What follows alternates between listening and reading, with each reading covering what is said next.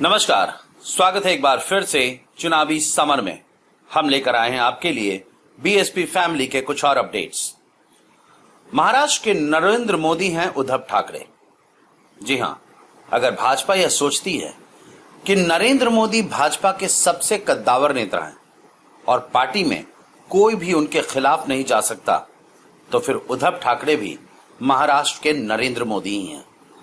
बस दोनों में अंतर यह है कि नरेंद्र मोदी जहां अपने मन की बात करते हैं, वहीं उद्धव ठाकरे गठबंधन की बात करते हैं। हालांकि मुख्यमंत्री होने के नाते सारा फैसला उद्धव ठाकरे लेते हैं, लेकिन इसका यह अर्थ नहीं हुआ कि वह भी मोदी की तरह तानाशाह बनकर सत्ता चलाते हैं, बल्कि वह ऐसा फैसला लेते हैं जो राज्य के हित में हो, और इस बात को खुद शिवसेना ने भी स्वीकार किया। आपको बता दें कि शिवसेना नेता और राज्यसभा सांसद संजय राउत ने कहा कि महाराष्ट्र में निर्णय लेने का अधिकार सिर्फ मुख्यमंत्री उद्धव ठाकरे के पास है।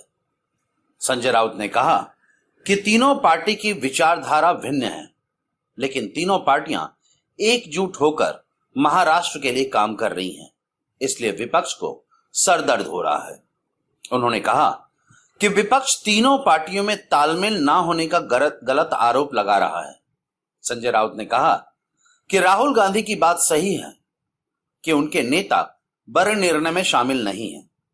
गठबंधन में इसी तरह से काम होता है, चाहे वह केंद्र हो या महाराष्ट्र का। अंतिम मुख्य निर्णय मुख्यमंत्री उद्धव ठाकरे ही लेते हैं और उनके निर्णय से अब तक किसी को भी दिक्कत नहीं आई।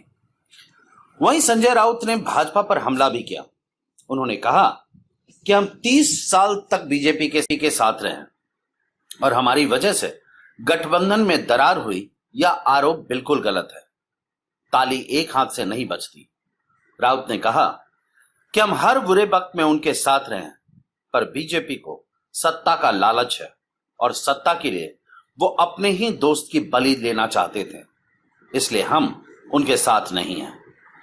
इस तरह संजय राउत ने साफ कर दिया कि महाराष्ट्र के असली बॉस उद्धव ठाकरे ही हैं, और भाजपा अगर यह सोच रही है कि गठबंधन में दरार डालकर सत्ता में आ जाएगी, तो फिर उसकी यह मंशा कभी पूरी नहीं हो सकती। हमारे साथ बने रहने के लिए आपका धन्यवाद।